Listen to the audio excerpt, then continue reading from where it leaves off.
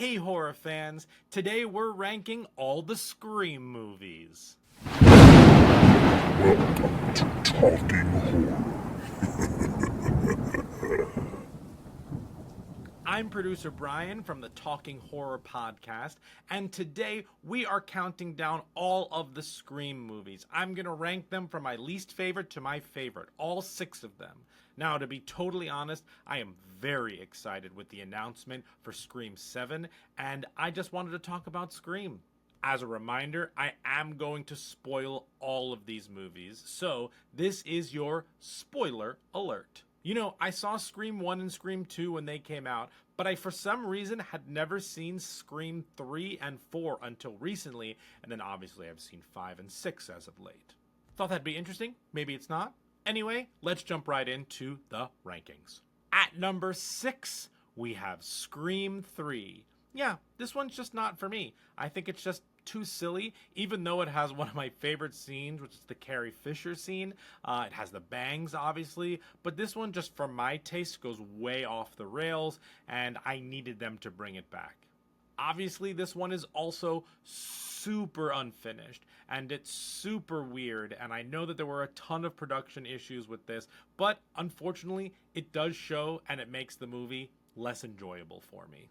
One thing I will say about Scream 3 is that it actually has one of the scariest Scream moments for my money. It's when Sydney is running around the set of her old house and she ends up curling into a ball in the front lawn and just having a full PTSD meltdown. That was actually quite terrifying. At number 5, we have Scream 5. I just want to say that there is a big gap for me between Scream 3 and everything else. But I really like the new Scream movie. I think it's fun. I think it's clever. I really like the characters and what they're trying to do. I thought they balanced nostalgia with new plot really well, even if I didn't like some of the newer forced plot elements like the Billy situation. However, I really liked that it had something to say about fan culture, and quite frankly, it just goes to show that this franchise is built to last because it's not just about who the killer is and the murders. It really is about a little bit more. The foundations of this franchise is what it's trying to say. Don't get me wrong, I'm here 100% for all of the gruesome kills as well as who the killer is and guessing. But quite frankly, I really appreciate what it's trying to say. At number 4, we have Scream 4. Now, I know I put 5 at 5 and 4 at 4, but quite frankly, they are interchangeable for me. I really like 4's intro. I like that 4 is a little bit more grounded, especially coming right after 3. And I binged these a couple of years ago, so that definitely made me feel better that the Scream movies were going in the right direction again for my taste. Yeah, sure, Emma Roberts' character may not have been able to physically do all the things she did in the movie, but we have Kirby, and Kirby's great. At number 3, we have the new Scream 6. I really enjoyed Scream 6. I think it's super fun. I like the new characters, so I like how they expanded upon what we learned about them in the 5th movie. I thought their use of New York was excellent. I liked that it didn't just take place in the touristy spots. It really took place in New York, and I appreciated that. It was really fun. The kills were really fun. And as much as I miss Sydney, quite frankly, I think they ended her story really well in 5. And quite frankly, this really worked for 6 to not have her. Let's focus on the new characters, and I really appreciated that. I also really liked the reveal and how it basically mirrored Scream 2.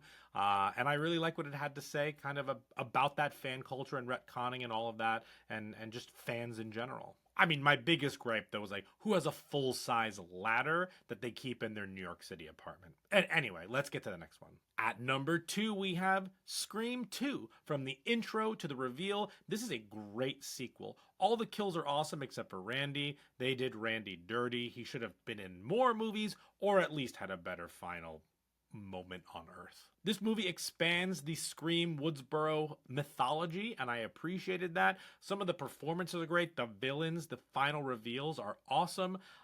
You have that weird, opera theater sequence, which is I really like. But this movie's really good, especially for a sequel. And then at number 1, no surprises here, the original Scream. It is funny, it is clever, I really like New Nightmare, so I was obviously going to like this, and quite frankly, it's iconic for a reason. It's full of nostalgia for a reason. The intro, the memorable characters, the reveal, everything about this movie is just firing on all cylinders. And I do want to say that the gap between the original Scream and every other Scream movie is so wide. And so this one is truly the best one, and it is the best movie by a mile. Yeah, so that's my ranking of the Scream movies, and I'm super excited for Scream 7. I just can't wait for this one. Did your rankings meet my rankings? Are yours totally different? Let me know in the comments. Don't forget to subscribe to the YouTube channel too. Also, you can find the podcast wherever you get podcasts. And we're on social media wherever you're on social media at Talk Horror Pod. You can also follow me on Letterboxd, BP527, to join me on my movie journey. Anyway, we'll see you next time. Stay spooky.